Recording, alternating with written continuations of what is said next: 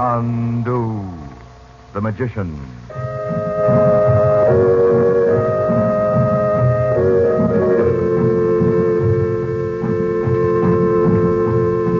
Good evening, ladies and gentlemen. We present for your enjoyment tonight and every weekday evening at this time, Chandu the Magician. Before our drama starts, I would like to tell you some news, some very good news.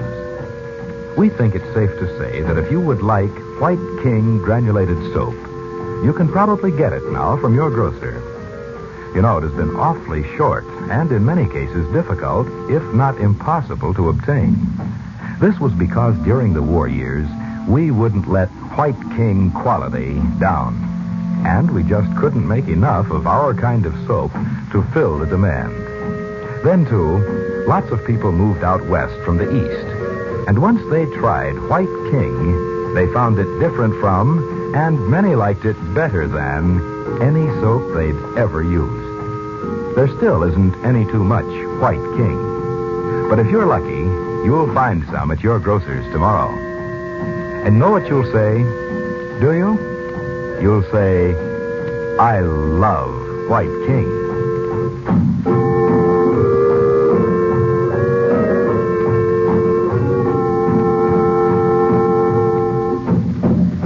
In a narrow street in the old native quarter of Alexandria, Egypt, Dorothy Regent, her young son Bob, and her daughter Betty have been tricked into entering the dimly lighted upper room of a rug shop. Not yet realizing what has happened, Dorothy turns toward the doorway as she hears footsteps coming up the dark stairs. Chandu the Magician. Which of these rugs did you want me to... Why, Frank, we weren't expecting you. I thought it didn't sound like a guy walking in Arabian slippers. Where's the shopkeeper? Down in the shop. For the moment, at least. I might have known there was something wrong when Ben Ali wasn't here. There isn't, though, Uncle Frank. We're having fun. Just look at all the wonderful rugs hanging all over the walls. There is something wrong. What, Frank? We're locked in here. Locked in? Why? Well, how did you know where we were? Oh, he told me. He thought I didn't realize what he was up to. Well, why did you have to get locked in, too? Because I didn't know what might happen to you before I could find you. We know the shop's right on the street. Let's just find a window and yell for help. It's not as simple as that, Betty. This room probably isn't on the street at all. And I doubt if there are any windows behind those hangings. Hey, what does that guy want, anyway? We're not going to wait to find out, Bob. This has come much sooner than I expected. Didn't you find the man you went to see, Frank? No, I don't understand it. Hey, Betty and I must have missed out on something. Who did you go to see? Never mind, Bob, never mind. I think we should tell them, Dot. They'll certainly be more careful if they realize what's going on. Well, all right. The man I went across the street to see had been following us ever since we got out of the car at the end of the street. I thought he might have a message for me. Who from? Who knows you're in Egypt? Well, that's one of the things I can't tell you, Bob. You mean you don't know, or you just don't want to tell us? Bobby. I mean, I know certain things I can't tell anyone. Now, the first thing to do is to get out of here. If I only knew what had happened to Ben Ali. He's the man who owns the shop, Bob. Do you know him, Uncle Frank? Yes, he was one of my men when I was here last. He's probably tied up somewhere if that swine downstairs hasn't killed him. You really mean killed him? I do, indeed. Frank, the lamps are flickering as if someone had opened the door. Someone has. Over there at the other end of the room. The rug on the wall moved. I saw it. There he is. You can see his white robe or whatever you call it. Yes. That rug covers the doorway. What do you want? Oh. I would speak with him they call Chandu. Chandu? Well? You are Chandu. Aye, well, you are. If you know that, you know more. Who are you? My name is Joseph. I follow you in the street. You know me not. But I know you have the inner secrets of the 3 times 3. And are the secrets yours? Brother of the Lotus, you have spoken. It's all right, Dorothy. Yusuf, these you see here are my sister, Mrs. Regent, her daughter, and her son. Regent? Do you know him? Tell us what you know. Many things are whispered that will not bear light of day, O Chandu. But you will tell me what you know. I know nothing of Regent O Chandu but the tomb of Muhammad. But you recognized his name. Please tell me if you know anything of him at all. For years we've thought he was dead. Sister of Chandu, what Robert Regent did in Egypt is known to Chandu as it is to me. But that is a secret none may reveal. Why didn't you tell me this, Frank? It has nothing to do with Robert's being alive, Dorothy. Yusuf, do you know where I can find the Princess Naji? The Princess Naji is in Cairo. Cairo? Where you must go at once. We're locked in here. Didn't you know that? I know that Hassan in the shop below has killed Ben Ali. I knew it, But the dirty... Hassan does not know the door by which I entered, the way by which you must go. A secret door? That's marvelous. Show me the door, Yusuf, and tell me where I can reach you when I need you again. The secrets of the 3x3 are in great danger. Where is the door? You think to show yourselves in the streets of Alexandria again, it would mean the death of all of you. Why, Yosef? Why should it? Hassan thinks he holds you here as prisoners, but if you are seen... We won't be seen in Alexandria. Nor in Cairo, dressed as you are, if you are wise. Oh, come now. You don't mean that I we do, can't... young Effendi. The danger is not alone to you, but to... Careful, Yusuf. Not dangerous to Daddy. Oh, Betty, don't. We mustn't let ourselves believe he's alive. Suppose he isn't. I can't face all that again. I know how you feel, Dot. If he's alive, there'll be a way to find him. Believe that. You have spoken well, Chandu. You have something to suggest. What is it? I have brought the Arabian dress for all of you. Put it on, I beg you, in the name of the secrets of the lotus. Dress up like Arabs? Oh, what fun. And walk right by him, Hassan and all. You're right, Yusuf. We'll do it. But you and I shouldn't be seen together. We'll meet you somewhere later. You have spoken. Beyond the doorway where I entered is a small room. It, too, is above a shop, that of the baker. When you have gone into that room, close the door by pressing on the image of a mummy hawk beside it. Then we go down the stairs next door and through the baker shop to the street. I will await you at the mosque. Chandu, you know it? Yes. Now hurry, everybody. Let's get into these clothes.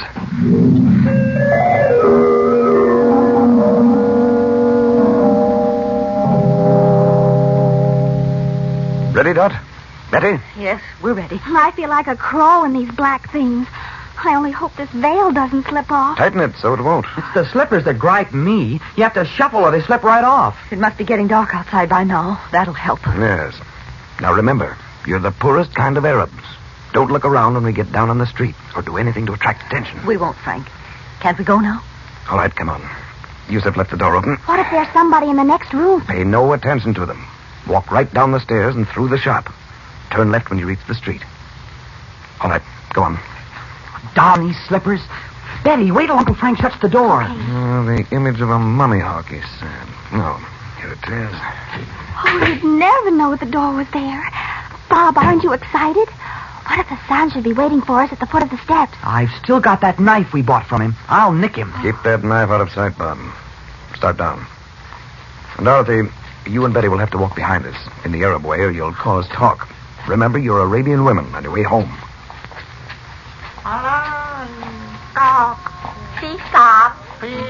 Hey.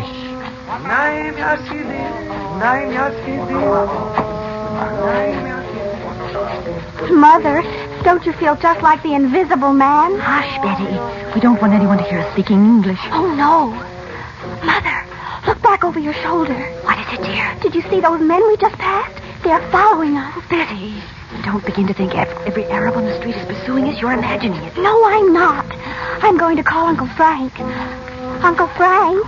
Now you've attracted the attention of those lemonade sellers. What is it? Here, turn this corner into the alley. Oh, what a horrible place. It's filthy, Frank. Let's get out of here. Well, never mind that now, Doc. Uncle Frank. What's the matter, Betty? Two men started right down the street after us when we left the shop door. Mother thinks I imagined it, but I know I didn't. Why can't you wait till we get back to the hotel to make up stuff? I did not. Were they Arabs? Yes. You wait. I bet you see them go right by the alley. Get back against the wall. Look, there they go. I told you. You're right, Betty. It's a good thing this alley is dark or they'd have seen us. Do you really think they're looking for us? I'm sure of it. I recognize one of them. You keep still here for a few minutes, and then we'll go out the other end of the alley and back to where Yusuf's waiting. Who was the one you recognized, Uncle Frank? A man who tried to kill me one night in Damascus. Damascus? What on earth were you doing there, Uncle Frank? I'll tell you about it sometime, Betty. How long must we wait here? They'll realize they've missed us and come back. Yeah. And we sure didn't fool them with these clothes. Well, it would have been better if we'd come out one at a time. That's what we'll have to do when we leave here. Not Betty. Now, listen, Dot, it's the only way. Bob can go first. It's not far. Round the corner to the left and back to the mosque. None of you can miss it. It's right on the corner. Then I go next after Bob? No, we'll wait for a minute or so. Then your mother will go. I'm not going to leave Betty in this place by herself. I don't care what happens. I'll be right behind her, Dot, all the way. All right, go on, Bob. Okay. Don't worry, Mom. It's only a couple of minutes. When he gets to the end of the alley, you can start, Dorothy. Walk slowly. Don't look back. All right. No, wait. Pull your shawl around your head. That's it. You won't let Betty get out of your sight. You know I won't. Bob's out of the alley. Be careful, Frank. It's not very much fun in this alley, is it? I hope we get back to the hotel before dark. Well, think what fun you'll have telling your friends about it when you get home. Chin up, honey. I'm not really scared. Look, you can hardly see Mother in the shadows down there. I guess it's a good thing these clothes are back. Mm-hmm. Anyway, the alley isn't very long. Well, this part of the city's like a rabbit warren. A few steps and you're back in the time of Muhammad. What? All right, you can start now. I'll be right behind you. Oh, I am afraid, Uncle Frank. You come with me, please. It's so dark. All right, then. I forget you're still just a little girl. We'll run for it. Really run? Yes, take our chances. Ready? Uh-huh. Go. Say, you certainly can run, Uncle Frank. Just a little further. Now, there's the mosque. Slow down, Betty. Oh, there they are.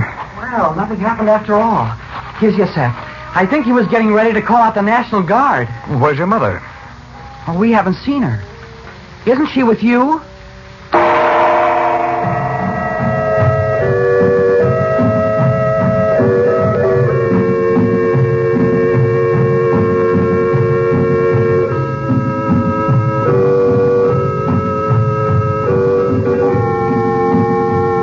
Monday night, Chandu continues, and you'll want to listen again for thrills and adventure. Probably tomorrow you'll be marketing, and maybe on Monday there'll be washing you'll have to do. Look, here's a suggestion. Get a couple of packages of White King soap tomorrow. Get the giant size package if you can. And will you be proud of your washing? The white things so very white. The colored things so safely guarded. The washing time shortened so considerably. The effort reduced so that you're hardly tired. And your hands feeling so good. Because White King is gentle not only to clothes, but to hands as well.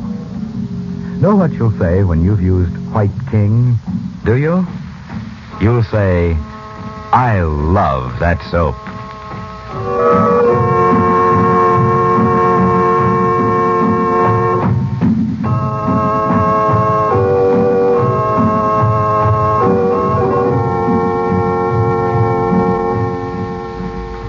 Chandu the Magician is based on the original radio drama created by Harry A. Earnshaw. The makers of White King invite you to listen Monday at this time when the story resumes. Chandu the Magician.